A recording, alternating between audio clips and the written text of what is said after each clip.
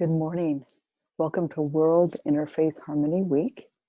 I'm Jennifer Wilhoit, and I will be offering you some practical ways that you can use creative and nature-based practices in your spiritual life, in your personal life, in your daily life. I'd like to start with a quotation by St. Mary Euphrasia. Our unity is like a gently flowing river which waters the earth with blessings. I thought that was a nice way to start as we convene together today. This is February 3rd, 2020. We're going to have a couple of hours together today. This morning, it's a beautiful sunny morning here in the Pacific Northwest, where I live on a small island. The first hour will be primarily offering you some material about what spiritual ecology is, what nature-based and creative practices are, and then the second half will be offering you an opportunity to try some of these things. We'll take a little break about halfway through, maybe 5 or 6 minute break. In the meantime, if you have questions, I believe there is a dialogue bar on the right hand side, though I'm looking for that right now. It's called chat. It's at the bottom of your screen. It's the little text message bubble with 3 dots. If you have questions as we proceed, I would love for you to write them in that chat box. I will see if I can attend to all of the questions as I can, and I will pause at various points and see if you have questions or comments. I believe that I have your video turned off, as well as perhaps you are muted. If you are not muted on your end, I would ask that you do so that we don't get extra noise over the next couple of hours. There's a mute button in the left bottom side of your screen. If you don't see it, move your cursor and it should toggle up the toolbar at the bottom, which is also where the chat is. Please hit the mute button if you have not already. Also, I would like to say that this is being recorded for the purpose of putting onto my various social media, YouTube sites, and also a link on my website. So just bear in mind that people may be watching this over time. So if you have comments or something of a sensitive nature, I would ask you to just be mindful of that. So the quotation I read about unity also applies not just to humans, but also to the non-human world. The natural world brings us also together in unity. It makes us equals. It is the spirit of all holiness, the divine. Even miracles can be found in nature. What I would like to do is to read a little bit. I will be referencing my 2 most recent books. This is Weaned Seals and Snowy Summits, co-authored with Stephen B. Jones and myself, of course. And in this book, I wrote a chapter about spiritual ecology, and I just want to read several pages as a way of introducing you to what spiritual ecology is. It is not a religion. It might not even be a faith-based tradition. I want to say that because this is World Interfaith Harmony Week. People of various faith-based traditions and religions may be on this webinar, but I wanted to read this because it will give you some idea of who I am and what some of my beliefs and values are. Again, this is just several pages. It's from a chapter called Being a Spiritual Ecologist that I wrote. The term spiritual ecology is most simply used to refer to the spiritual dimension of our present ecological crisis. Practitioners within and outside of academia conservation, and religion recognize and have begun to create a body of work that supports this idea. There is a divine spark, an inexplicable and awesome miracle in which spirit and matter converge. In every tree and lake, robin and rabbit, estuary and glacier, microbe, beetle, butterfly, krill, grain of sand, and spawning salmon.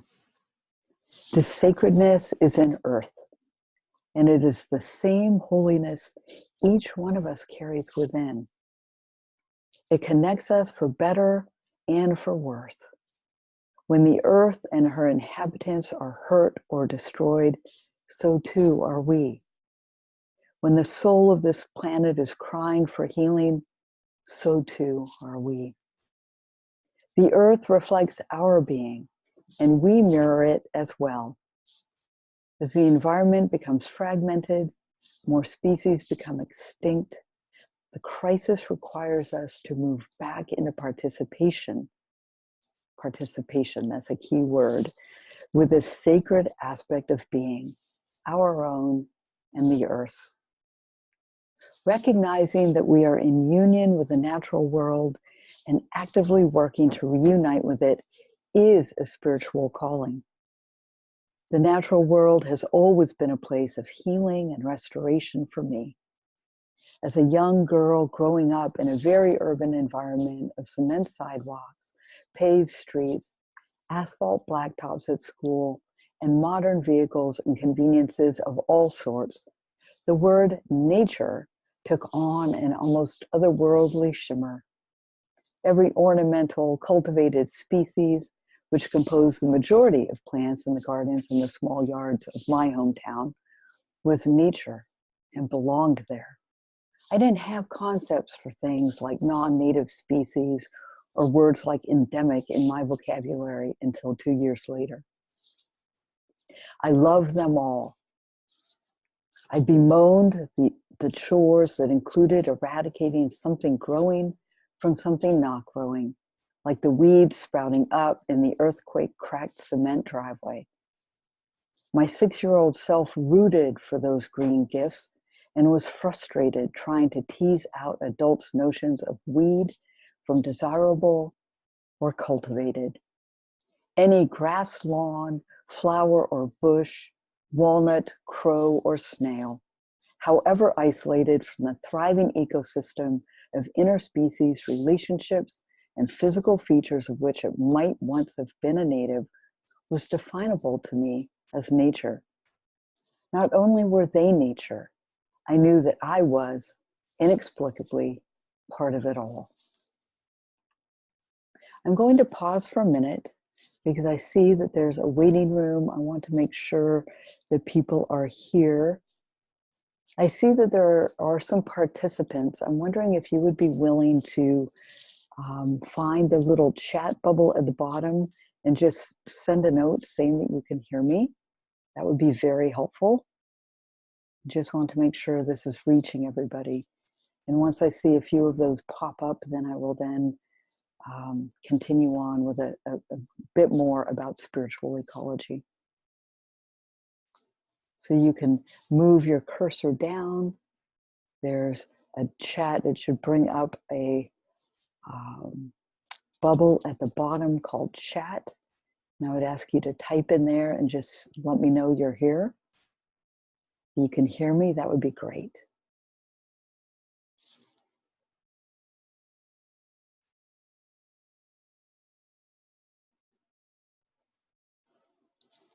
Good morning. I see that there are a few of you here. I don't know if you've been able to hear what I've been sharing so far, but I do want to catch you up if you haven't heard the last few minutes. So I'm talking about spiritual ecology. I welcomed everybody here this morning by reading a quotation about unity. And to read a definition about spiritual ecology. If you weren't able to hear that, I'll just read the definition again because I want to be really clear during this World Interfaith Harmony Week that when I refer to spiritual ecology, I'm not talking about religion. I'm not even talking about a faith-based tradition, but I'm talking about a set of values and an orientation to the natural world, and for me, to life, that is rooted in the ecological world. So I'll just read this definition again from my book, Weaned Seals and Snowy Summits. The term spiritual ecology is most simply used to refer to the spiritual dimension of our present ecological crisis. Practitioners within and outside of academia, conservation, and religion recognize and have begun to create a body of work that supports this idea. What I'm going to do is pause again and ask you to please, if you can hear me, go down to the bottom of your screen. I will offer an opportunity for questions at various points, but if you toggle down to your screen, I don't know how familiar you are with Zoom, you will see a toolbar come up at the bottom of the screen. And there is about halfway across the bottom, there is something that looks like the text message bubble that says chat with 3 little dots in it. And if you click that, you should see something pop up on the right-hand side of your screen where you can type in a little message at the bottom of that right-hand side of the screen. It says type message here. If you would please just type something in there so that I know you can hear me. And also, if you would let me know if you just joined at about the 10 minutes after 9 o'clock mark, that would be helpful because I can repeat what happened in the first 10 minutes if you weren't here for that. So I'll just pause for a minute and see if you are here and if you missed the first 10 minutes. So I'll wait to see if you type into the chat box on the right-hand side.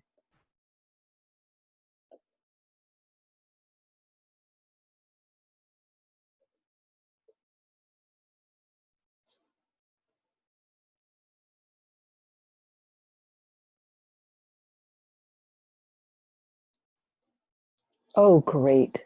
Thank you. So somebody has said that they can hear and that they were there almost from the beginning. Thank you so much for acknowledging that. I appreciate that. Okay, so I'm going to read a little bit more from this chapter just to give you a really bare bones about what spiritual ecology is. This is again from the book Weaned Seals and Snowy Summits, which I co-authored with Stephen B. Jones. Though spiritual ecology is a term in its infancy, the beliefs and values it espouses are ancient. Earth-based cultures and eco-spiritualities have long considered respect for nature as central to all endeavors. Moreover, the sacred nature of ecology and humans' innate sanctity as members of the community of all living beings are primal. It is our forgotten recognition of this which is at the heart of spiritual ecology. At its very center, spiritual ecology acknowledges the dire crisis in which we now find ourselves in regard to the degradation of Earth. It also recognizes our role in it. Things like species loss, climate change, ecosystem fragmentation, pollution, that is air pollution, water pollution, noise pollution. The link between values and practices that see the inherent sacred in nature and simultaneously our responsibility toward the earth expressed as spiritual responses and attitudes in addition to physical ones is paramount to us spiritual ecologists. There are many notable conservationists and environmentalists, wilderness guides, therapists, clergy from many religions and faith traditions, activists, writers, and others whose life work is considered part of this interdisciplinary body of work that we call spiritual ecology. Among them are Thomas Berry, Joanna Macy, Llewellyn Vaughan Lee, Bill Plotkin, Vandana Shiva, Wendell Berry, Thich Nhat Hanh. I would be sorely remiss if I didn't admit that this is only a very partial list. Not all of these people would claim the label of spiritual ecologist, but their life's work is squarely at the center of these ideas and practices. Now, I identify as a spiritual ecologist. I always have been, though my embrace of this term as a professional identity is coincident with a fairly recent formal acknowledgement of the ideas undergirding spiritual ecology as an interdisciplinary philosophy with practical application. That is my own long-time multidisciplinary work in environmental studies, creativity, spirituality, and research found a home in the newly emergent field of spiritual ecology. So I'd like to pause and just ask if there are any questions. You'll see me grabbing things. I have visual aids and photos and books and notes and all kinds of things. So just bear with me as I jostle around in my office space this morning trying to offer content. But I just wanted to pause for a minute and see if there are any questions, if there are any comments at this point. And again, you can type those into the text box, the chat box on the right-hand side.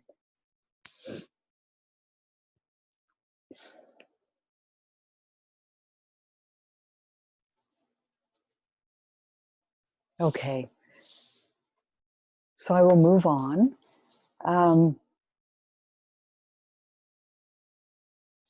So in 2015, so a little over 4 years ago, I was able to present my work, this spiritual ecology work, and some of the practices that I will be offering you today at the Parliament of the World's Religions in Salt Lake City.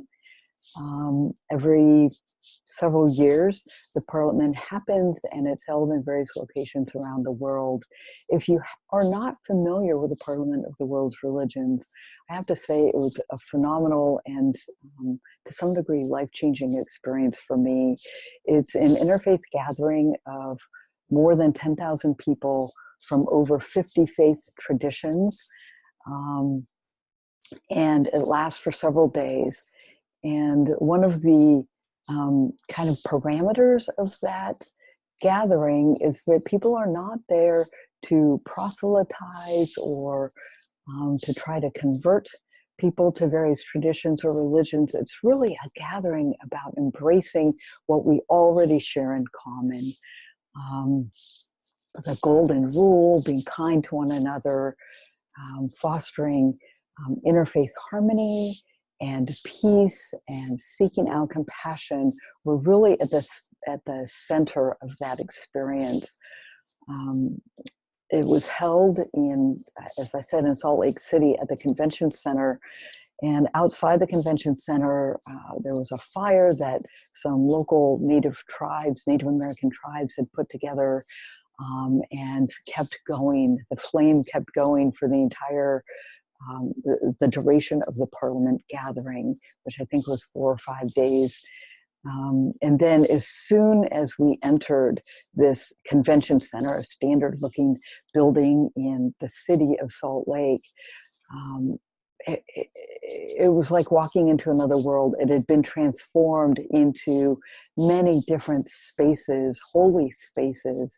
There were big areas where people sold books or icons or images of various sorts, religious and spiritual, of every background imaginable. And then there were beautiful spaces within the larger rooms that had been broken up into cozy little nooks that had the icons and the possibility to do the spiritual work for various specific faith traditions. So there was a space where people who meditate in a Buddhist tradition could actually go in and do that work. There were places for prayer, lighting of incense and candles. It was quite a phenomenal experience. And through that experience of the Parliament and the sharing of some of the practices and ideas that I'll be talking about as we move through the couple of hours today, um, we were able to share in one another's traditions. They also had a beautiful thing that happened every morning at 6:30 or 7 in the morning for about an hour. There were opportunities for people like myself to go in to religious service, a tradition-based service um, with which I might not be familiar, and to be able to learn a little bit of something about that faith tradition. And so there would be a little bit of discussion or a little bit of providing of structure about what was going to be happening for the half hour or hour that morning. So the people coming in who might not know anything about that faith tradition could learn something and be kind of taken along a journey, along a path for the hour, and then prayers and readings from holy texts and those kinds of things occurred, songs, music. It was really a beautiful experience. So if you haven't had an opportunity to learn about the Parliament of the World's Religions or to experience interfaith work, I would recommend checking out. You can go to the website for the Parliament of the World's Religions, you can Google them, or you can email me and get more information. Also, I want to mention the Charter for Compassion, because that was really my entry point into this work, into interfaith work. And the Charter for Compassion was started by Karen Armstrong. She did a TED Talk, and I don't remember when, maybe 2009 or 2010. And from that, won an award, a token sum of money that was then put into starting the Charter for Compassion. And it also is an interfaith movement about peace and love and fostering really hearty compassion worldwide, all based on the golden rule. And I can provide later, again, via email, you can write to me and I can offer some opportunity to learn something about Karen Armstrong and the Charter for Compassion. I am a member, a partner member. I've taught some classes through the Compassion Education Institute. So not to make a commercial of the Parliament and the Charter for Compassion, but just to say they're amazing organizations and they will provide a much broader context also, I think, for Interfaith Harmony Week. Also, if you're not familiar or involved with local interfaith efforts, I would encourage you, wherever you live, to check into local interfaith efforts. I know in our community we have a small organization that's kind of rooted in the community, the county, I think. And there are interfaith meetings that happen every month, rotating around the various spiritual organizations held at various churches and other holy places. And it's an opportunity for people to gather and, again, to find what's in common. I think that's really important to say at the beginning of World Interfaith Harmony Week. And I also know that a church where I ring handbells will be offering a music ceremony or a service, I guess, on this coming Sunday in honor of interfaith unity and collaboration and in these times where there's so much discord and difficulty worldwide, I think finding what we have in common is so important. So are there any questions at this point? Any comments before I move more deeply in? No, you're good for the moment? Okay, all right. So I want to say a few things about this connection again between humans and the natural world. So I've been studying this for, I want to say 20 years, but actually when I was doing the math the other day, I realized it's closer to 25 or 30 years. I've been looking at this connection between what is going on the inside of us, what I call the inner landscape. It might be emotions, it might be a creative project or impulse, it might be the way we orient ourselves to the world, and the outer landscape, which mostly I'm referring to the natural landscape, the grasses, and I'm looking out the window, the trees, all of that nature that holds and sustains us. And so that connection between inner and outer landscape is really important for the work I do. I do healing therapeutic work with people. I'm not a therapist. I want to be very clear about that, but I do very healing work, helping people who are stuck in some way. And sometimes that's with a creative block. I work a lot with people who have big writing projects that they want to pursue, who are stuck in some way, maybe because the content is very difficult, or because they don't know how to structure a big project like a book. I work with people who are at impasse in relationships, so maybe people who need some peacemaking, some mediation work. And I do a lot of this work one-on-one, but I also work with people in other contexts, in groups, doing presentations at conferences. I just got back the night before last night from a book tour where I was doing a combination of workshops and nature-based and creative opportunity, offering these opportunities for people, but also reading from my 2 latest books. So I have a big background in that. I have a Ph.D. in environmental studies. And from that work, I really wanted to offer something to the world that was out of this passionate connection with nature that I've had since I was a very little girl. And so I have this business, this work I do called Teal Arbor Stories. It's my practice. And for me, it's a calling. It is actually back to this notion of interfaith week. For me, it's a compassionate, peaceful, peacemaking orientation to the world. And it's what I have to offer. And it feels like a divine calling for me. And from that place, from that work, I bring you the practices today.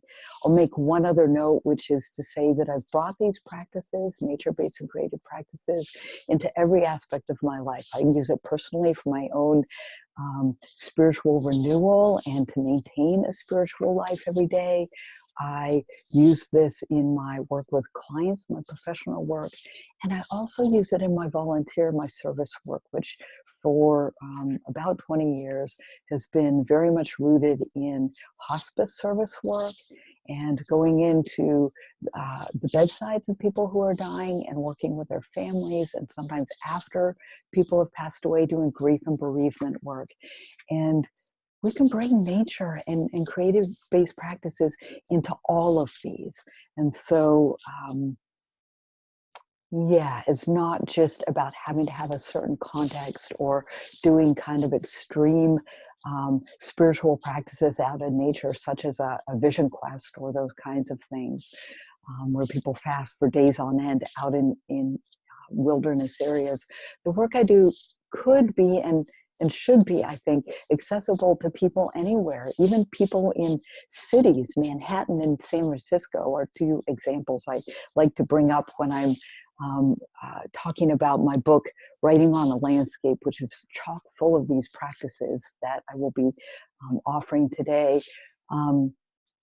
That even in a city, even in an airport where there are planters with real plants, we can go and put our hands right into the soil at the base of the plants. I've been that a little bit weird person that is actually, looking and touching the plants in a place like an airport, just to have that connection with the natural world in a setting that seems so jarring and separate from nature. So we can bring this in wherever we are, with whomever we're working, is my point in saying all of that. I'm going to see if I can share my screen for a minute so that I can show you a slide. We'll see how this works here. Just bear with me for a second. I don't know if I can actually do this here. I have a slide. I don't know if you can see this slide or not. Are you able to see a PowerPoint slide? No. Okay, so I'm going to go back to my call. I'm going to do is stop share. And what I'm going to do is hold it up this way so that you can see the screen. You can certainly see that, yes? Okay, so I wanted to just show this photo and to ask these questions. Why do we care about writing in our spiritual practice, and why do we care about nature in our spiritual practice?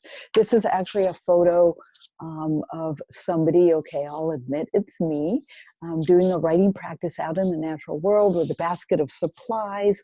Those feathers, by the way, are feathers that were gifted to me. They were fallen from the sky, from an animal, a bird, and landed on the ground and were offered to me. I never kind of condone that notion of taking things for ourselves from nature without permission or without them being gifted freely. You know, yanking flowers off a plant are not really what I'm offering people in terms of practices, but to say if you find things fallen on the ground, and I have a lot of items I'll bring in a few moments to show you, and also some images of the natural world that you can use for writing prompts, that we can use those things and rest assured that we're not damaging the natural world as we use it as fodder for our spiritual practice. So time in natural areas gives us an opportunity to explore the outer landscape. It gives tangible shape to our inner world, an expression in color and texture of what is happening within us.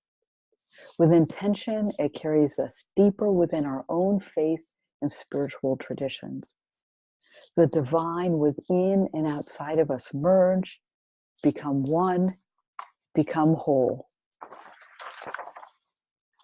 One basic way to consider the breadth of the natural world is through four basic elements: earth, fire, water, and air. We can use the tangibility of this earthly home as a lens for exploring these depths. So what we're going to do today is to look at what those four elements are and how they're oriented to the cardinal directions, but also how they're oriented to the four parts of ourselves. And as soon as we do that, then I can begin offering you an opportunity to use, I have photos that we'll use as writing prompts, and I have images from the natural world that we can use as writing prompts. So what I would like to do, if I can find my visual aid, hang on one second. I have so many visual aids, I'm getting myself confused. So let me talk about these four elements before we go any further. When I think about the earth, the element of earth, so there's the earth we live on, but then there's also the element of earth, air, fire, water. I think of trees, grasses, vegetation, soil, that is the very dirt and mud that we see in our yards. And when I say dirt, I've heard a number of people, including my co-author for Weed Seals and Snowy Summits, who said, gosh, I don't like the use of the word dirt. To me, that implies something that's, on our clothes that we want to wash out. It's some, a mess that we need to clear out. And that soil implies, the actual rich biota that are just teeming, the things we can see and the things we can't see as we put our hands in dirt or mud or soil and kind of dig around. And that's a point well taken. And I also have to say that even when I use the word dirt or mud in lieu of the word soil, for me, it really is an active engagement with something holy. And so I use those words interchangeably, but also mindful that some people might take offense at the word dirt.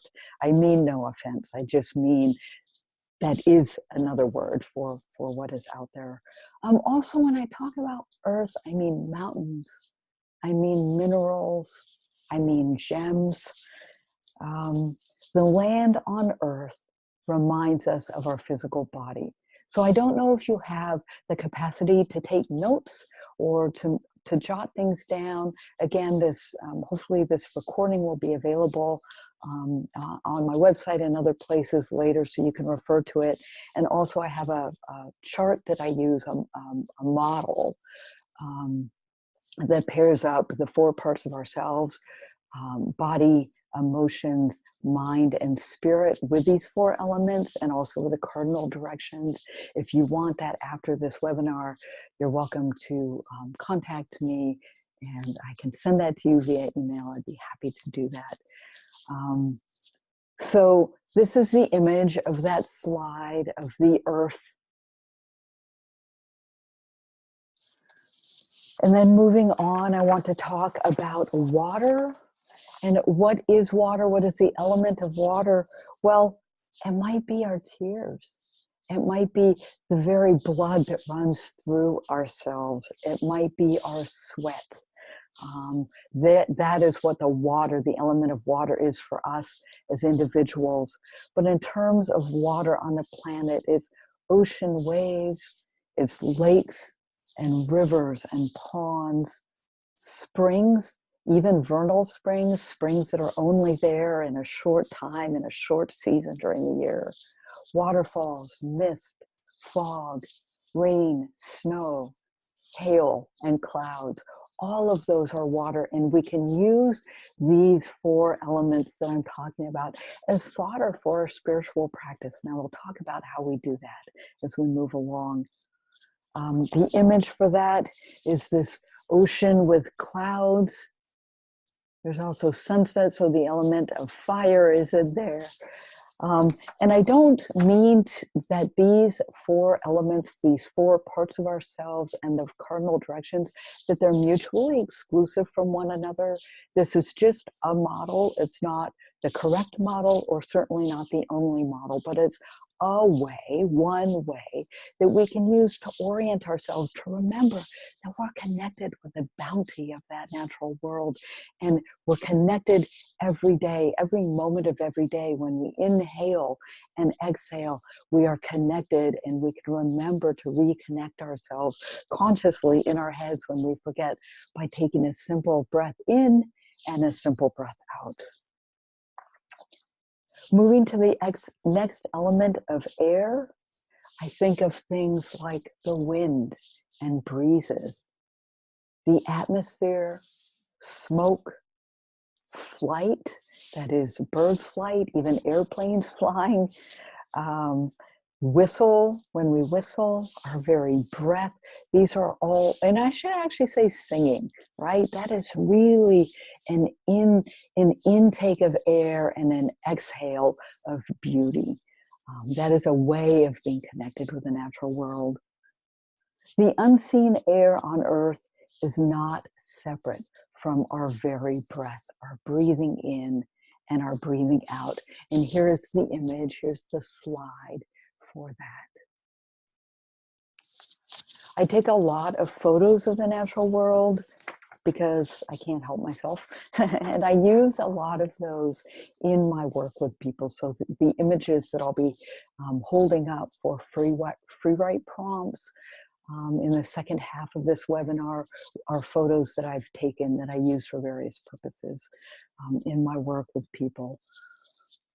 I think imagery is very powerful. You know, the images we see and experience out in the natural world, but also photographs. This is why I think nature calendars are so popular, that we see these images of something and it evokes something inside of us. And this is the dynamic that I'm talking about when I talk about spiritual ecology, when I talk about nature-based and creative practices. It's that trying to keep or restart the conversation between our insides, what's going on within us and what's happening in the outer world, primarily the natural world.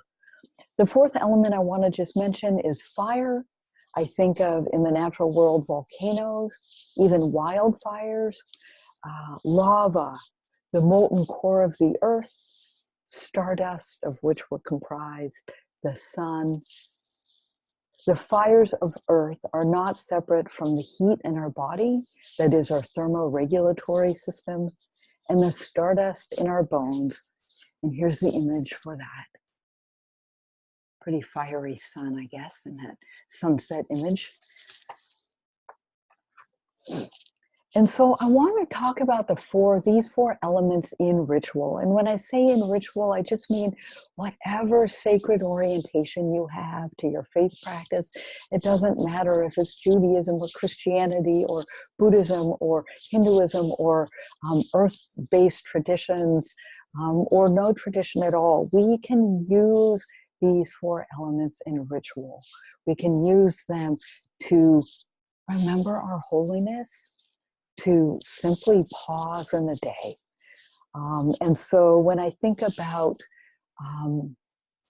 the earth, so going back to the beginning, the earth that is connected with our physical body, that I also put in the cardinal direction of the south. Again, this is just one model. I put the earth and the body in the cardinal direction of the south. I put emotions and water in the place of the west. I put air and mind in the place of north. And I put fire and spirit. By spirit, I just mean faith, religion, creative impulse, inspiration, whatever that word is that you want to use. I put that in the east. And again, this is one model. I have variously over time moved those around, shifted them in various ways. It really doesn't matter. It's just a way of holding the four elements, the four directions, and four aspects of ourselves together. And it's not to say also that there are only four elements in nature. It's not, or four primary elements. It's not to say that there are only four aspects of ourselves. It's just, again, a way of looking at things and holding a space for these parts of ourselves, these parts of the natural world, and the cardinal directions, which we don't really see, except we can pay attention. For example, sunrise and sunset in the east and the west. But I don't think, unless we're looking at a map, we're really using sort of those contrived sense, that cognitive sense of the four directions. So looking at the south in the place of earth, some ways that I've seen the element of earth being used in ritual would be in terms of wood. And by wood, I mean sculptures, whether it's an image of a Buddha or a cross hanging outside a church. Dirt used in sacred burial ceremonies. When we bury people, there might be some dirt involved. Prostrations out in the natural world. On earth, I often find myself outside on the grass with my hands just planted, feeling what is there underneath my hands. It might be on a day like today where it's chilly and wet out there, and I come up with wet knees and wet hands after kneeling on the grass or in the mud. But just getting that actual tangible connection to the natural world. And also in dance, the way people's feet move on the earth, particularly outside. When I say the word dance, when I'm thinking about the natural world, it conjures up a lot of Native American traditions I've seen. It conjures up some images and experiences I've had seeing some earth-based traditions that are happening out in the natural world. Even the maypole that we did as children, that we created and danced around as young children, maybe in the springtime. In our elementary schools, is a way that we can reconnect simply with the earth. In terms of water, certainly holy waters in many different contexts I've seen used in rituals and used myself. Baptism is a perfect example, whether it's an infant in a Catholic church, or an adult who's had a conversion experience who wants to be baptized, or in a baptismal font in a Christian church of some sort. There's so many ways, cleansings, using water. I know when a beloved family member of my mother passed away a year and a half ago, a sister and I, who sat and held vigil with her until the end, until her passing, wanted to do some rituals with water afterward. And so part of that was a cleansing ritual where we used water that we held in a sacred way as we cleansed a physical body that was no longer full of breath. That was a very sacred ritual, using water for us. When I think of air, I mean, how do we use air in ritual? Well, we use it through incense. This morning when I did a meditation before I came on to this webinar, I burned some incense, and I inhaled the smell, and I watched the smoke come up. I know also there are rituals with smudging, which is using sage or incense or some other burning natural item, and using the smoke and wafting it over our bodies, and just using that as a way of cleansing or simply a way of becoming present. And I do that often if I'm leading retreats or with people in person. I do a lot of working with people on Zoom and other video conferencing modalities, because I work with people sometimes at a great distance from where I am. But there's something really refreshing and beautiful about using smoke as a way of cleansing. Also, when we think about prayers or mantras, or again, song, that is about breath. That's about intaking air and exhaling air, and having that be part of our process of ritual. And then with fire, of course, candles, holy fires, sweat lodges. Those are all ways that we can use fire as ritual. Not all of us are going to be going into a sweat lodge in a specific tradition. I'm thinking specifically a Native American tradition, and doing that kind of ritual. But we might light a candle at our desk, or next to our favorite chair, or in the place where we sit and read sacred poetry in the morning. And all of that is about using fire and bringing it in an intentional way. And so when I talk about practices, when I talk about bringing in creativity and nature-based practices into our spiritual life, I don't mean that these things have to be rigid or prescribed. In fact, in the book I wrote called Writing on the Landscape, which came out in 2017, it's a book with a lot of practices for people who want to write something, in particular, writing on the landscape, people who want to write a book or some other extensive writing project, and they're kind of stuck. So I talk about writer's block. But I like to joke around when I'm reading from this book or talking about it and saying it could have been called creating on the landscape, or praying on the landscape, or having holy engagement on the landscape, or being sacred in a moment on the landscape. Because the practices I offer are ways of engaging and re-engaging ourselves in response to and in connection to the natural world. So it's not just about doing something in a certain in the same way every time, though I understand that many faith-based traditions have ritual that's done, prayers, for example, that are repeated word for word, line by line, at a certain place in a spiritual service, and they have meaning for that person, for that congregation, for that group of people. I don't want to discount or displace any spiritual traditions that any of us are bringing today to this webinar or to our daily lives, but to say there are things that we can do in addition. There are things that we can do to shift things a little bit, or to mix things up and to have a new opportunity to try something. Let's see where I am in terms of, okay. So I want to mention a few more things, and then I see we're almost at the halfway mark. When we're just about coming up to the halfway mark, we'll pause for about 5 minutes. I will ask you to go and retrieve some things that will be useful to you if you want to try practices in the second half of the webinar.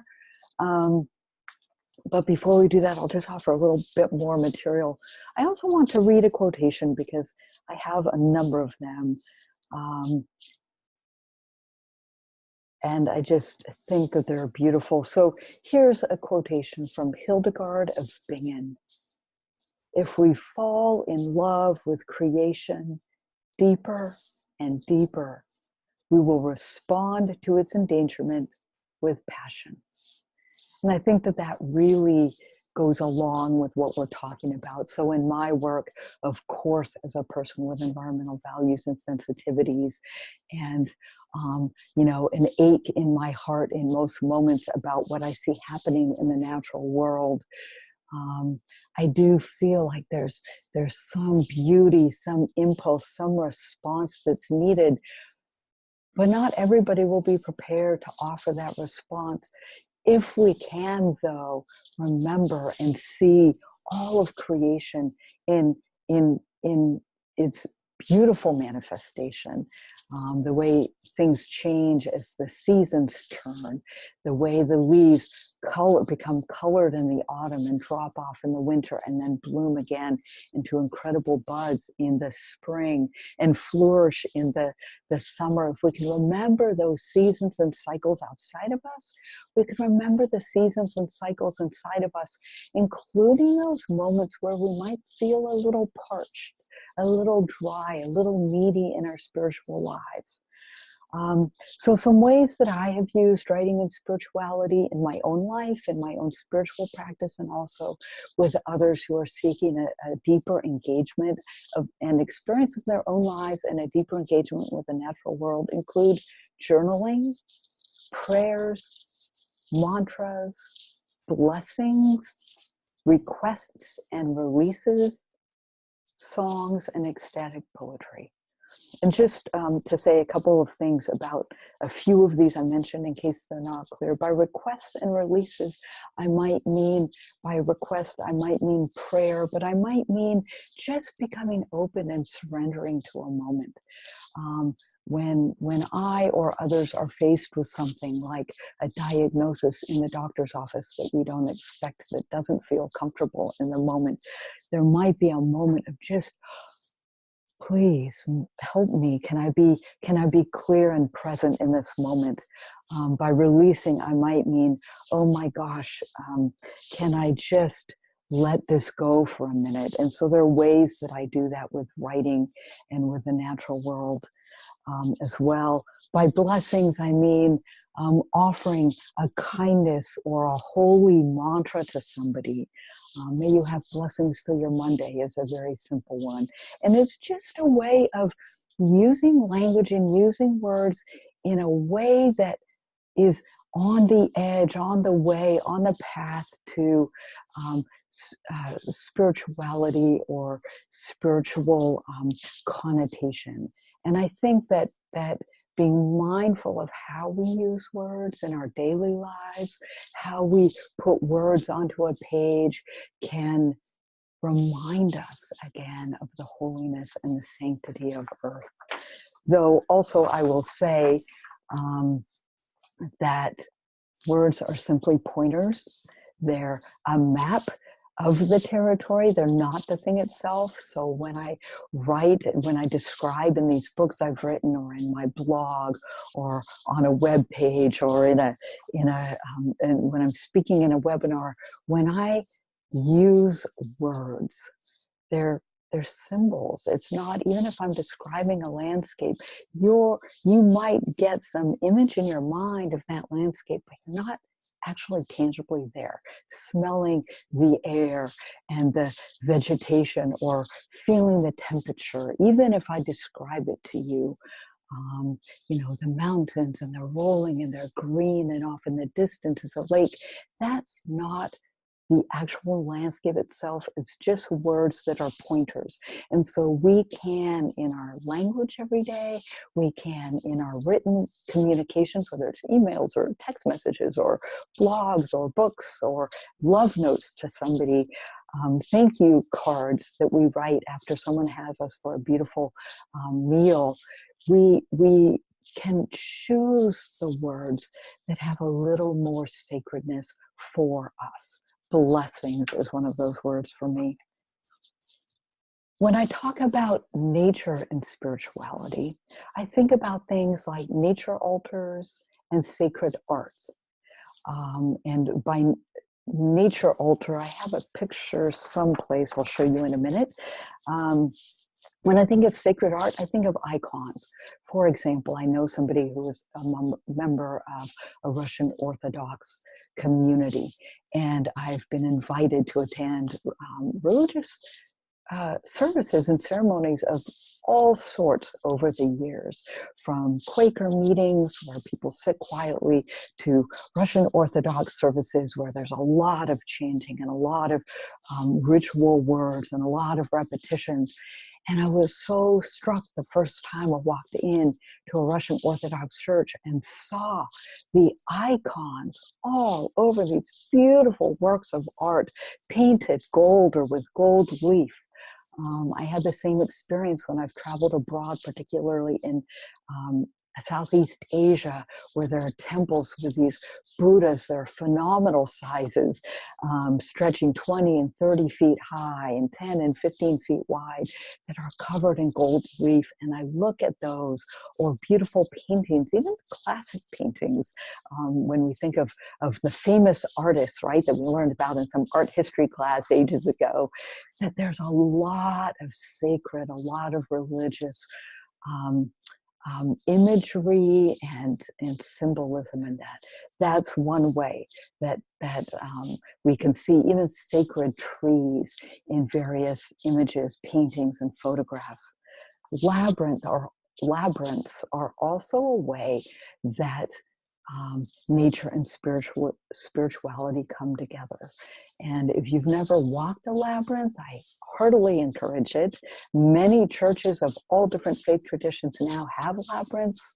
Sometimes you can find them other places. And there are also things called finger labyrinths, which are images of a labyrinth, but they're small and they're just wide enough that one finger can trace the pathway, following the curves to the center and following the curves back out again. And so a lot of ways that labyrinths can be used. Also, solo time in natural landscapes with an intention. And I say with an intention because I can go out into nature and be loud and raucous and with my friends, not usually the way I engage nature, but I could, if I wanted, go out on a mountaintop and shout and sing and clap my hands and be raucous and party it up. Again, not really my way. I could do that. But when I say solo time with intention, I mean we can go out into a natural landscape. It can be a park, it can be a forest, it can be a wilderness area out in the middle of no place that takes hours to travel to. Go out by ourselves with a small intention. Intention, I mean, I'm going out and I'm going to be quiet. I'm going out and I'm going to pay attention to what nature has to offer me right now. It could be a really specific intention, and that's often what I encourage when I'm with clients, particularly clients who are hurting. We'll work together. What are people's, what is the person's objective? Why are they coming to this work? What do they want to get out of it? And then to create an intention, that person mirrored by me holding an intention for their solo time on the land. There are also holy natural areas, places where people go to walk the Camino in Spain and other countries, to actually take a holy walk. Even a labyrinth can be a very holy walk if it's done in kind of with a sacred holding. Many kinds of rituals and ceremonies using the 4 elements. Some of those I've already talked about. And also celebrating, marking, and honoring earth-based transitions. Primarily, I mean seasons.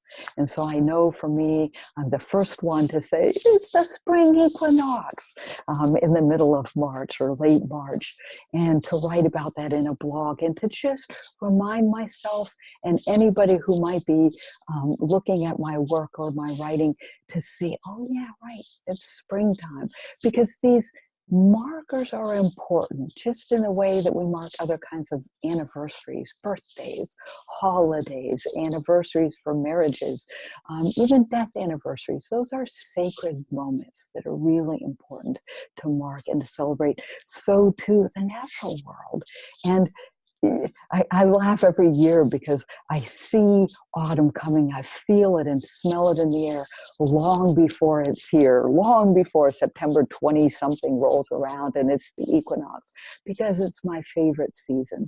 I love all of the seasons for different reasons, but there's something really fiery and passionate for me about the autumn time. And so I'm sniffing it out long before it actually arrives on some kind of calendar, or some kind of, lunar and solar schedule. Um, and also in springtime. And so if we can begin to honor these transitions, to see that there are buds already on the trees, on some bushes, even though it's February in the Pacific Northwest, we can begin to really notice also those transitions in ourselves around our spiritual lives, around how we engage relationship. All of this stuff is intertwined.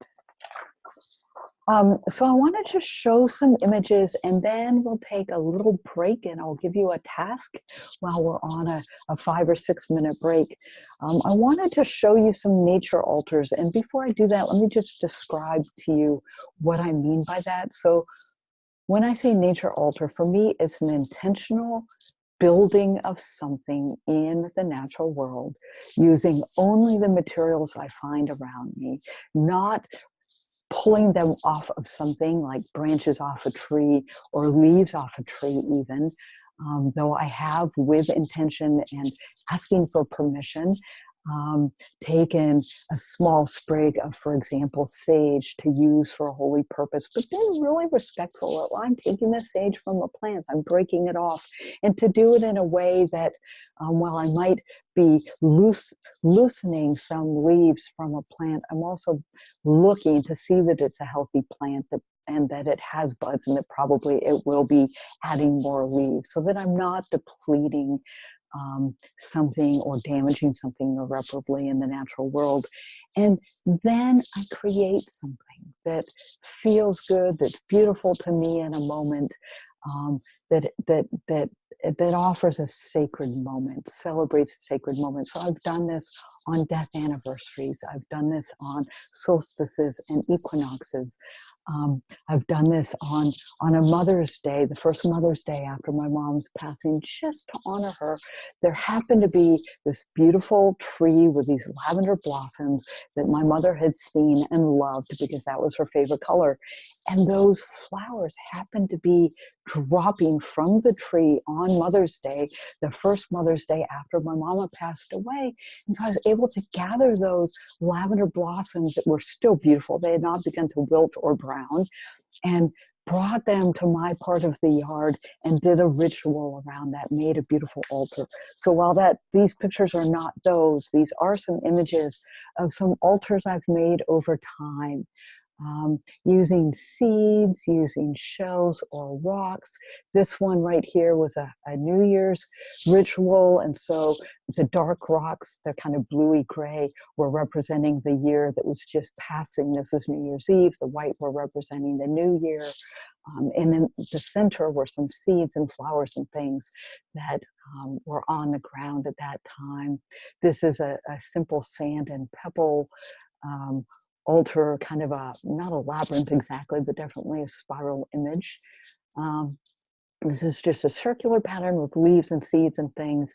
And then this is kind of a quadrant image where I was thinking about the 4 directions. And so I took berries and leaves and grasses and some kind of brown seed pod, and put them into little piles in those 4 quadrants. And as I did so, I was in each of those and many, many others that I've done, I very quietly, very simply engage the process of getting my hands into the earth and creating these things. I also have something I call a nature calendar, that I'm pointing over to it in the other part of my office.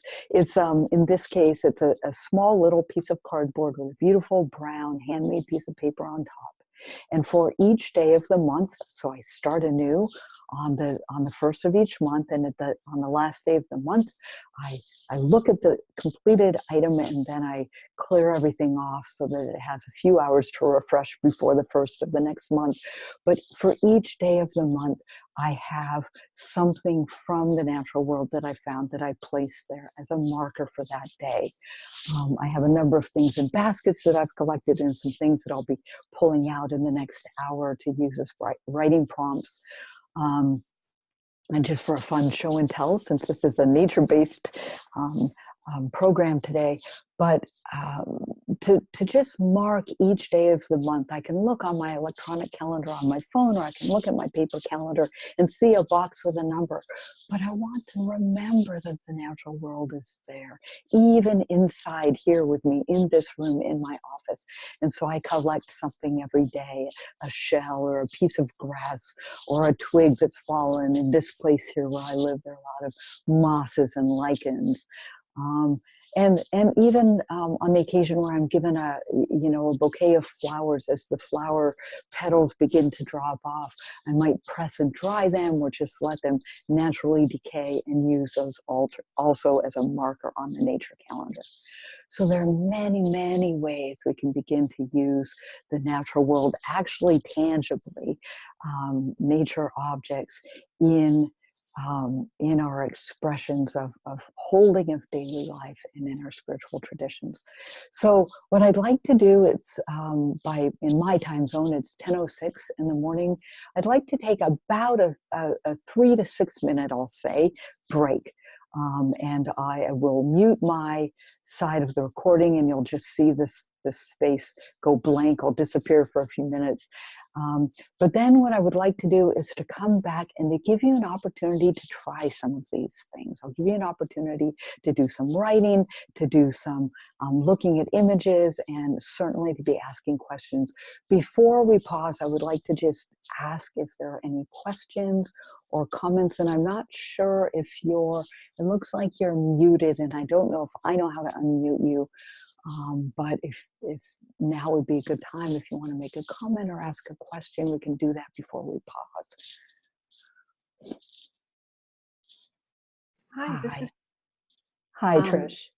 I'm really enjoying this session, and I just wanted to comment that I'm reading the book Braiding Sweetgrass at the moment. Wonderful. Wonderful compliment to that, because I respect the traditions, but I certainly don't want to appropriate them. So exactly. Having things that are, well, native to me is really important. And I think you're giving me some ideas to think about in that. Great. Thank you so much for sharing that. So I have that book on my bookshelf behind me. It's in a horizontal position because it's not yet read. I've opened it and I've read a few pages. Oh my goodness, it's really powerful. Well, that's what I understand. And so as I said, I do hospice work, hospice volunteer work, but I also have friends who and relatives and acquaintances who get sick, and some people who passed away recently. And so when I'm talking with somebody who is dying, or who is very, very ill, or has a really uncomfortable, undesirable, let's say, prognosis medically, I pay attention. So a dear friend of mine said, I'm going through a terrible crisis, and somebody just passed away. This was a year or two ago, and I recommend this book, I recommend this poet, and so Braiding Sweetgrass came from one such person. Also, another thing that might be really evocative for you and helpful is the poet John O'Donohue. And if you're not familiar with his work, again, I'll give you my email address now, because I want you to feel free to write to me whenever. And I'll also I'm going to type it in the text message box so that you can see it. I'm typing it in the little text box here. Oops. Wait, sorry, something happened here. So it's Teal Arbor Stories, teal@gmail.com. Teal Arbor Stories, and that's my business name. And I'm very responsive to email, so please feel free. If you're watching this webinar and it's long past February 3rd, 2020, World Interfaith Harmony Week, please feel free also to email me at that email address, or to go to my website, www.tealarborstories.com, where there's a lot of information and a link to my blog and sometimes pretty photographic images. But again, there's so many poets. I don't want to single out John O'Donohue or Braiding Sweetgrass as the only roads to nature-based spirituality. But I also want to comment on something you said, Trish, that I think is really important. And I was going to say it earlier when I was talking about sweat lodges and those kinds of activities. When I engage, me personally as an individual on the planet, engage the natural world, whether it's a tradition I'm making up for myself that I've never heard of or participated with others doing, or when it's a tradition such as a sweat lodge, which I've been had the great privilege of participating in at various times with various groups. I've been invited in to help hold that space for that kind of ceremony. I think it's really important to just note that, yes, we're not co-opting traditions. We're not saying, I am this thing, or I am this person, or I am this way, but to simply, as an individual, for me, especially as an interfaith person, I draw from a lot of traditions and a lot of practices for my own spiritual nourishment. And that's really okay with me. And I do so in a respectful manner and in a way that doesn't feel like I'm taking something on and saying, this is mine, I made it up, or this is my way, or I am this kind of person. I'm simply me, Jennifer, doing this work and engaging it. And so when I take groups out, or anybody more than just myself, even one other person, I'm very careful to say, we're doing this respectfully. We're doing it in this time, in this way. It doesn't mean that we're appropriating something or calling something ours that is not. And also with this model that I've offered with the 4 directions and the 4 elements and the 4 parts of ourselves, there are many, many approaches to this work. So let's not take something and call it something else, or take something that isn't ours and say, this is the way it has to be, but to simply, if we can reverently engage something, I think that just that stance, that perspective of doing it in a holy way, with a sacred intention, with kindness and well-being for all creatures, human and non-human, I think that might be enough. What the Buddhists call right mind, right perspective, that should be enough to keep us out of the place of co-opting or misappropriating. So I really want to honor that you brought that up, that you made that comment, because that's correct. We do not want to be appropriating something or taking on something in a way that isn't ours to take on. Does that make sense? Does. And I think when a group chooses to freely share their practices, then to take them in is an honor. Exactly. Exactly. Yeah. But I think we have to take it as a gift. Exactly. And to treat it respectfully, as we would our beloveds, as we would a gift from someone we love. We probably are not going to take that gift wrap box and stomp on it, or say, oh wait, I know this wrapping, I know this gift, oh yeah, we receive it in a gentle, loving way. And that's all I'm asking us to do also, as we go out into the natural world and use the earth's resources to make a beautiful nature altar. We don't want to be yanking a tree. I'll share one. I promise we're going to break for 3 minutes, and then you'll have an opportunity to try some of these practices. But I just want to share a quick story that's a little bit humorous.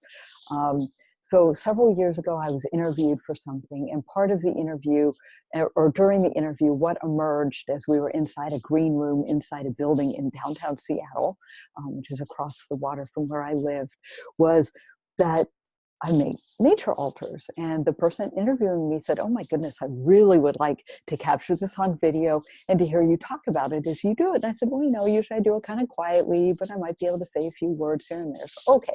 So we got our jackets on. It was a cold winter day. We went outside, and what I had noticed coming into the building is that a tree, there are little trees planted in little patches of soil in the cement sidewalk in this downtown Seattle area where I was going that day. And I noticed that a huge branch had broken off a tree and it was just lying in the middle of the sidewalk, and nobody had come to clean it up. So I made a note to myself, "Oh, there might be something interesting in that tree. And since it's fallen and since it's broken, and since I know from what I've seen in the past anyway, is that some city crew comes along and takes the branch and takes that tree and puts it into a chipper and off it goes to someplace else, that perhaps I could take just a little bit of that tree and use it in some sacred way." So I went in, had the interview, came back out, and it was the time where they were going to be filming me for the video. And all of a sudden, I went over to the tree and the camera was following me, and I started breaking off a piece of the downed tree to use. It was a little bit tougher because it was still a very green tree.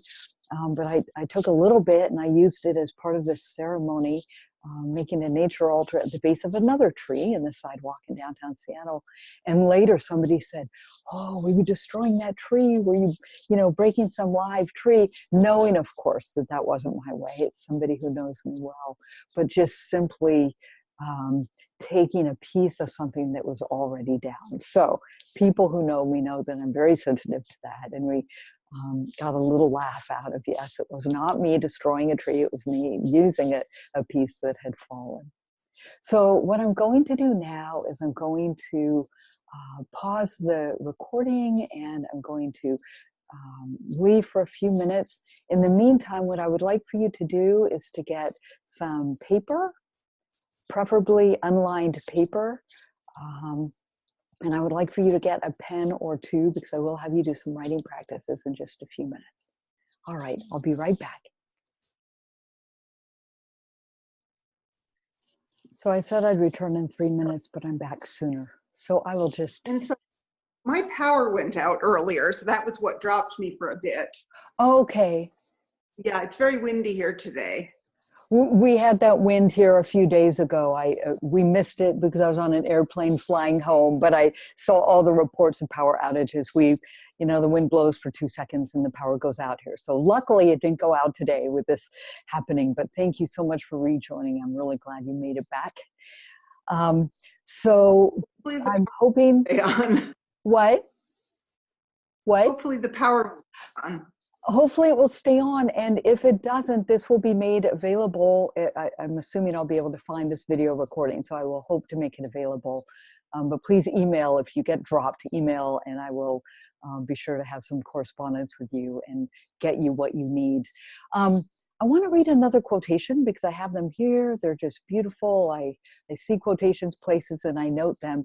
So this came from an organization, which I would also like to point out that that is an important organization for me in terms of my spiritual life. And it's this, it's called the Network for Grateful Living. You can find them at gratefulness.org. I've written some articles for them that are up on their website. But they offer all kinds of things. Candles that a person can light on their website to honor the memory of somebody or a difficulty. They have free greeting cards. They have practices that they offer, gratitude practices that they'll offer for several days at a stretch, different times of the year, like around Thanksgiving. And the person that I believe started that organization is called Brother David Stendelrast. An amazing individual, and the people who work for a Network for Grateful Living are just phenomenal human beings. And so they have one of the many benefits of their organization is that they offer, if you sign up, an email, a quotation every day. And so I get these beautiful gratitude quotes every day. And I have started myself actually because I do a lot of work around gratefulness, which I think is part of both my spiritual ecological practice, but also my personal life. It's just all wrapped up with, for me, my spiritual life. And so Brother David Stenorast said this in one of these daily emails: "May you grow still enough to hear the splintering of starlight in the winter sky and the roar at Earth's fiery core." May you grow still enough. I love that. I love that because it reminds me that I'm just one word away, that is not saying the next word, away from becoming still, becoming quiet, so that I can hear the presence of the divine, so that I can feel that presence, so that I can be receptive to something bigger than me, something more holy than me, and something beautiful out there. And it can be something tangible, you know, the moon rising. Last week, as I was in California, doing the Southern California, Northern California on this book tour, we were doing a lot of driving at night, and there was the moon, the crescent moon, and it was oriented to a smile. For most of the nights we'd be driving along and I'd say, look, there it is. And Venus was down below, and the crescent moon was just in this smile shape, and it just opened me to something bigger. But also I think we can get silent and open to something bigger within ourselves. So it doesn't always have to be a tangible thing out there. So let's do some practices. This will be really fun. Okay, so we're going to start with an image, and I'm going to show you some images. And Trish, because you're here and present, I'm going to let you choose an image for a free write. Also, do you have pen and paper, I trust? I do indeed. Great. Okay. And so the first thing is, what I like to offer people, sorry, I'm having a little choking of the earbuds here. What I'd like to say to people is that when we do these practices, that I would prefer that you do it on the landscape-oriented page. So normally we think about writing in portrait orientation, especially if we have lined paper and the lines are oriented so that we're doing what we did in school, in high school. But what I'd say is, let's go back farther than that. Let's go back to when we were children and we had that blank page on which we were going to make a coloring, and even how we learned to write on that funny, in the US anyway, that funny paper with little blue lines, solid lines and dotted lines to help us with our cursive and to help us with our letters. And that page was oriented landscape.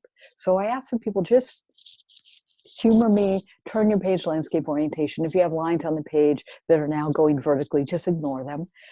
This is a free write. No one's going to see this. You are not required to share this with anybody, but it's just a way for you to begin to see how you can connect nature objects, nature images, and the creative practices. So sometimes when I'm working with people, I will use pretty literal images such as this. Sometimes I use images that people might not recognize, like this or like this. This is also an image some people might not recognize. So of those images, is there one that draws you? So there's a red one, a brown and white one, a green one, and this one. Is there one of these four that you would choose to use for this free write? Let's have the brown and white. Great. Excellent. You are a good and courageous soul. So what I'm going to do is I'm going to hold this image up in just a minute. I want to find my prompts though.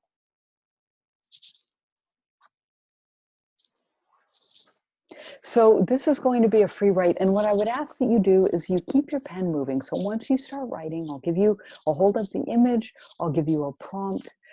You're free to write the prompt or some word from the prompt that reminds you what it is if you want in the corner of your page. But once you start writing, see if you can keep your pen moving pretty quickly. So what we're trying to do is bypass this, like I'm writing something and it has to be a sentence and it has to be spelled correctly and all of that. So avoid editing. If possible, keep your pen moving as quickly as possible and just see what comes off your pen. And if you make a mistake or you write something you don't like, just keep writing. If you spell something incorrectly, just keep writing. We don't care. This is not about outcome. This is about process, okay? So what I would like for you to do, so I'm going to hold it up and then I'm going to read the prompt. And I'm going to give you a few minutes to do this, maybe 3 minutes or something. So not a super long time. So I'm going to hold this image up. Take a few moments to really look at this photo that you've selected. Which colors, shapes, textures do you notice? Now free write about the color, shape, and texture of your spiritual life. You can start, if you want, by describing this image.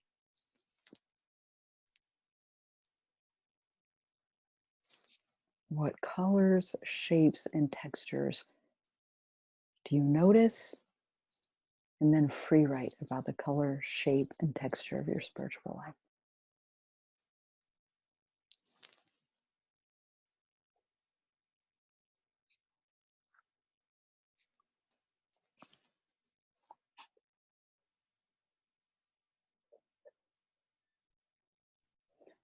Okay, so put your pen down.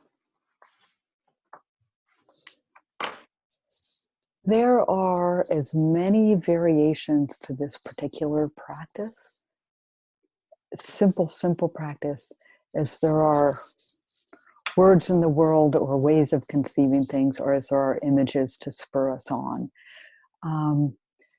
There is something that can be made tangible when we take an image, particularly this one that is so symbolic in a way, so abstract. Some people will know what this is right off the bat, particularly if they live in my area of the country. Other people would look at that and not really know what it is. Maybe they would identify it as something out in the natural world, but that just focusing on shape in this color, in this context, color, shape, and texture can take us on a pathway from what we see out here to something inside that we forgot was there.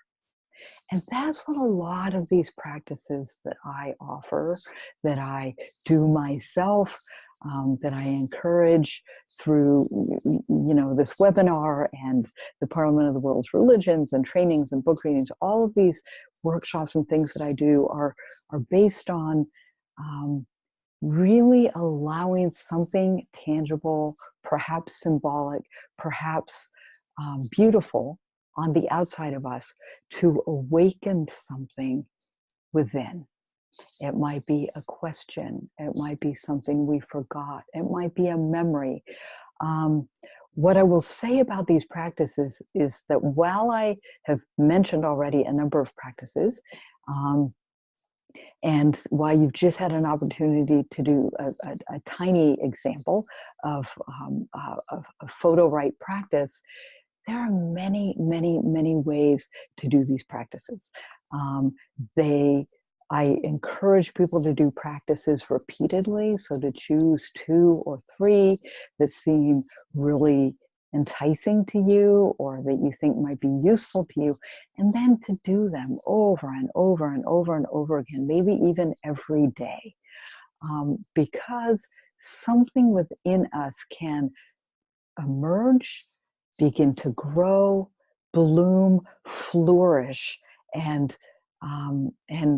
something to which we can awaken within us when we practice something over and over. It's kind of like Maybe a crass example is any of us who have ever thought at one time or another that we needed to go on a diet. And so we decide, this is it, it's January 1st, and I'm not going to have any more chocolate, and I'm not going to have any more whipped cream on my mocha drink, and, I'm not going to eat whatever these things are, right? And we do it. And if we do it once or twice, refraining from those things, that's fine. But if we do it over time, we might actually begin to see some result. In this case, in this simple, perhaps trite or perhaps crass example, it's to lose a little bit of weight from our bodies. But when we do this as these kinds of practices in a spiritual way with an intention repeatedly, and all of the practices I offer are very simple and completely flexible and adaptable. So in any moment, you can do it however you want. They're intentionally simple so that they can be repeatable. If I were to say, I want you to do 1 through 10 and these really hard things, and it's going to take you 3 hours a day, I bet that thing, unless you had nothing else to do in your life, would not become a practice. It would not become a way of enhancing your life. So I'm not offering the thing that will particularly change your life in an instant. But what I will say is you might see some benefit. You might see some transformation. You might see a deepening within yourself or in your orientation to the world, your perspective in the world, whether it's, wanting to be a more compassionate human being or to feel comfortable engaging with people from other faith traditions or religions, or it might be wanting to find a more peaceable way to engage all of these things that are up for us in the world, that are challenges, that are discord, that are divisive. And whatever that thing is that we're seeking through our spiritual connection, through our spiritual practice, not to mention the most basic thing for a lot of us, which is I want to connect with the divine, whether you call that Buddha or God or the earth or some other thing altogether. I want to connect more deeply in a more holy way, even as I go about the profane work of living in the world, a world that has both the sacred and the profane. And so we do these practices over time. The other thing I want to say about practices is that when we engage them, let's say that I commit to journaling with this image or this and 4 other images every day for a month. I'm just making this up. And maybe I rotate. I use this one, and then I use the red one you saw, and then I use something else, and then I use a rock. And I do that every day for a month. Who I am each time I sit down to do the practice might be a little bit different, Jennifer, than who I was the last time or the next time I do the practice. For example, I might feel a little more exhausted today than I do tomorrow. Or I might have a tickle in my throat on Thursday, but I feel more well on Friday. I might be really stressed out next Monday for whatever reason, but more relaxed 3 days later. So who we are, what we bring of ourselves, inner and outer, in a moment to the writing page or to a nature-based practice will also impact how we engage that practice. So it's really important that the practices be simple and basic. And in this book, Writing on the Landscape, which came out in 2017, the other book I read from came out about 6 months ago, not even 6 months ago. So 2017, 2019. In this book, which my clients actually asked me to write, I have a kind of a baseline practice. So there are 12 practices in the book. I could have put in 257 practices, but I only had finite space for the book, right? I put in 12 practices. And so for each practice, I have sort of, here are the basics of how you do the practice.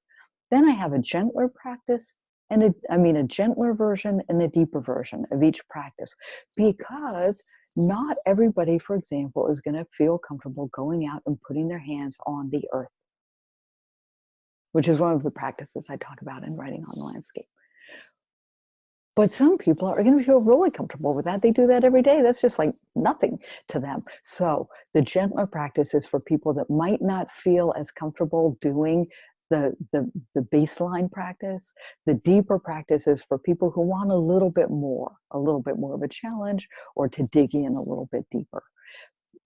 That said, there are hundreds of ways to have a deeper or gentler experience of a practice. Part of that is just, like I said, innately who we are in a moment when we come to a practice on any given day, given the outer circumstances of our lives. Or what might be going on internally if we have an illness or a disease that manifests in different ways for us from day to day. But we can make these simple practices be what we need for them to be. So what I would like for you to do, I have all kinds of things here, all kinds of nature goodies. I'm going to bring them up and I'm going to spill crumbs all over my lap. But I'd like to give you an opportunity to do another kind of practice. And so I'm going to show you a lot of items. Here we have a big pile. It can open up. It's very, spilling things all over my computer. This is paper birch bark, very thin bark with kind of a yellowy, creamy colored outside and a kind of a more whitish inside, and it has these dark splotches. I also have a big, fat, because I live in the Pacific Northwest, piece of, with some things stuck in it, a very fat piece of moss. And if you can see, it's wrapped around a little twig. I don't know if you can see, there's a tiny branch, a twig, that this has formed itself around. And it's very, I mean, it's, if you were to touch it, it's very spongy, like a brush. I also have a pine cone, which is really pokey. I have to be careful touching it. It's very sharp. It's got incredibly pokey spines. This is not from my area. I got this when I was visiting my friend in Stanton, Virginia. And here, let's see, I'll bring out this other item. This is a rock that I found. It's this color. I want to describe it as red. I'm not really sure how it shows up for you. And then the other side, and there's some other colors there. And then this side is speckled with some colors. And so I have these items, and I'd love to give you an opportunity to do another free write using an object. Is there an object, Trish, since you're here and interactive, that you would prefer, a sharp, pokey cone, the moss, the bark, or the rock? Is there one of these that you're more drawn to? The birch bark. The birch bark, okay. The first one wins. So what I'm going to do is I'm going to hold this up. I'm going to ask you to do the free write in the same way with a landscape orientation paper. And I'm going to give you a writing prompt. There's a little bit different kind of thing.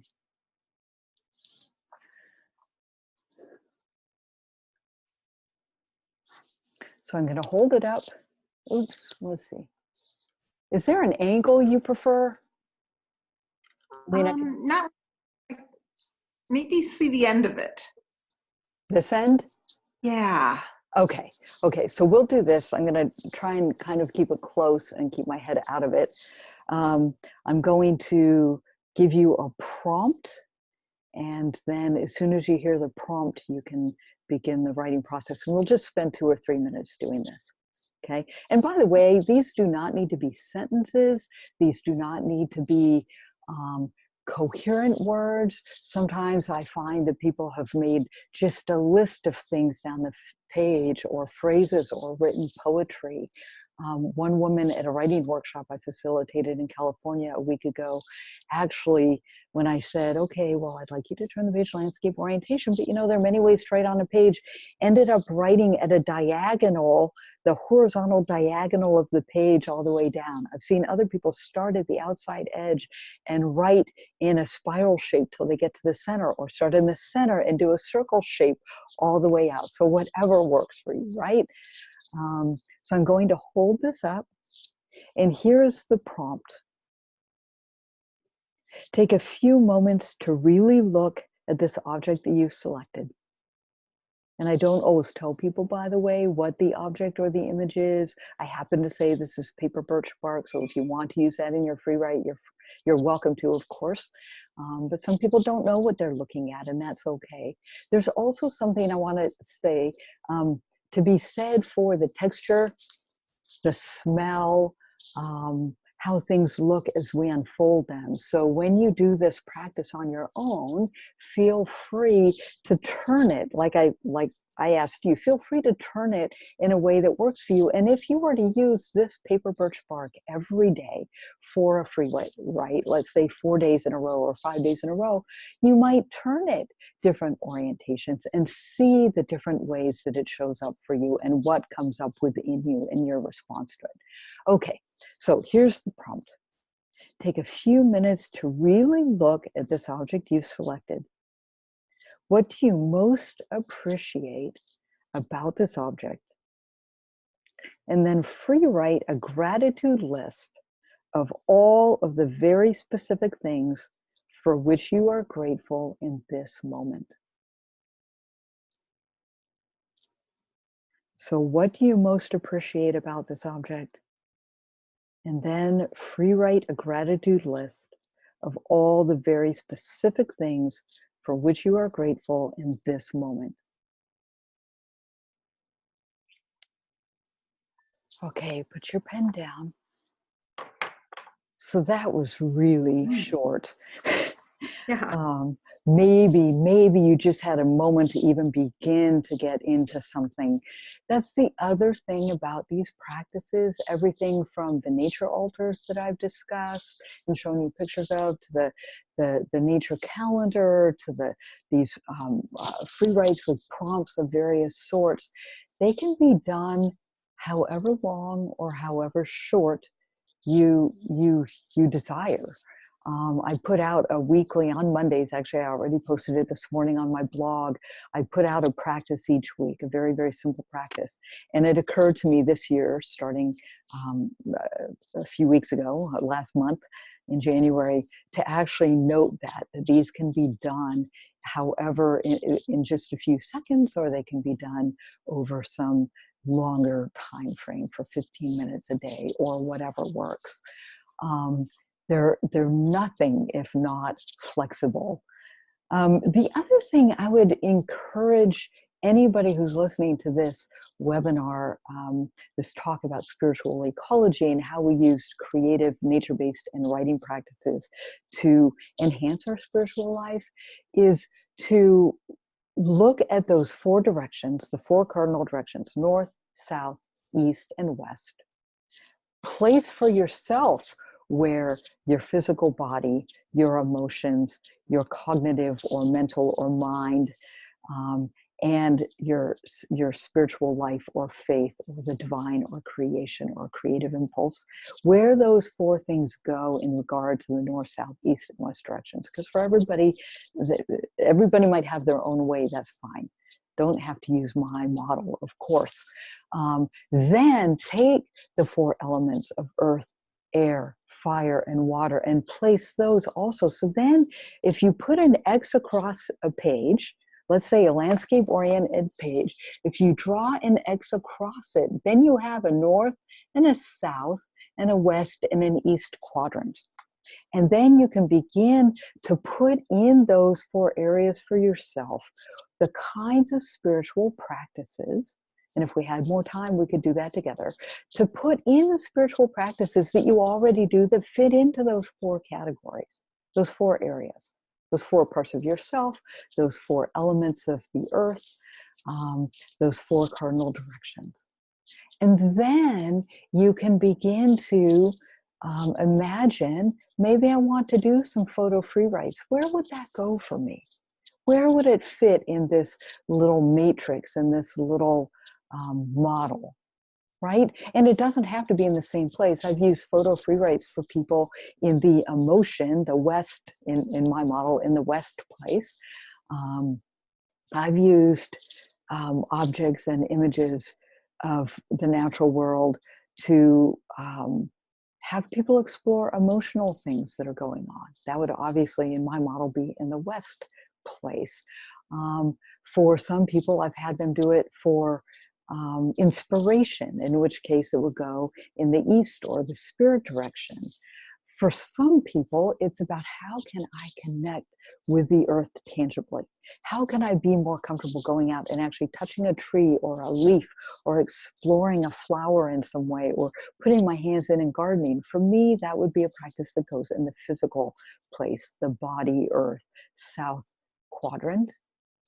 And then if I'll give an example of a man I was working with, a client, and he was very stuck. He had a book project. He had submitted a proposal. He had written about half of the book.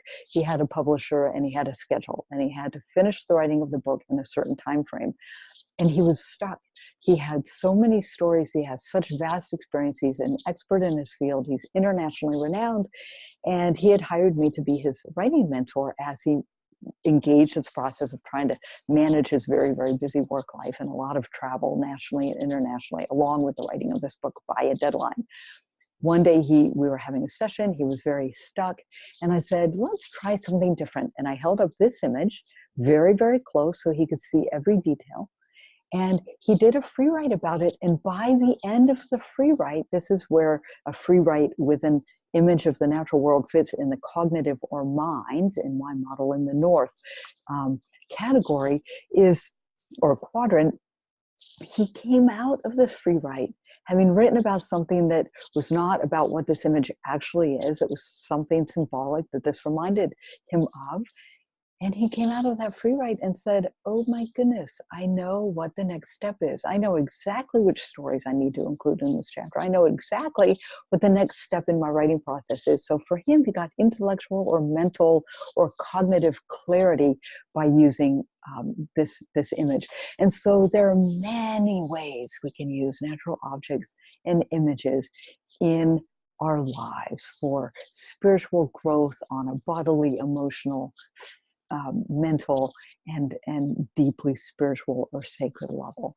So the more open you are to those possibilities, the more I think you'll get from these practices. So we're almost at the end of our time. I just want to read a little bit more.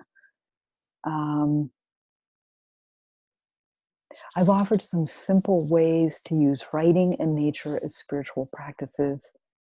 I advocate doing them often and as a practice, just as we pray or serve or find fellowship or worship. We can also do so to celebrate or honor significant markers in our spiritual traditions, in our faith.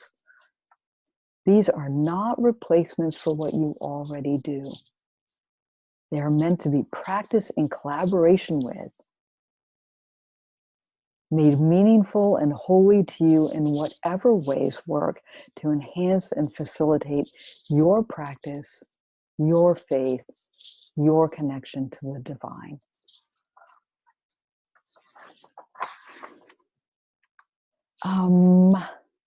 I have one more quotation to read. I guess I'll read it now and then see if there are any questions or comments as we close up. So this is by Jean Shinoda Bolen, who I had the great fortune of meeting at the Parliament of the World's Religions in 2015. And I had read her work years and years, well, decades ago, really, primarily Gods in Every Man and Goddesses in Every Woman, and really connected with that work. And then I got to meet this woman in person. It was phenomenal. And she did a session at the Parliament where she was having a conversation with a friend of hers who happens to be a very well-known nature author, Terry Tempest Williams. And so the two of them together in one room and me was just total bliss for the several hours we were together. Anyway, Jean Shinoda Bolen says this: whenever I experience something beautiful, I am with soul. That moment of inward breath, that pause and awareness of how beautiful this is a prayer of appreciation, a moment of gratitude in which I behold beauty and am one with it. And so may the beauty within you come out and enrich the world, even as you connect and are fed by the beauty out in the natural world. And I thank you so much for being here.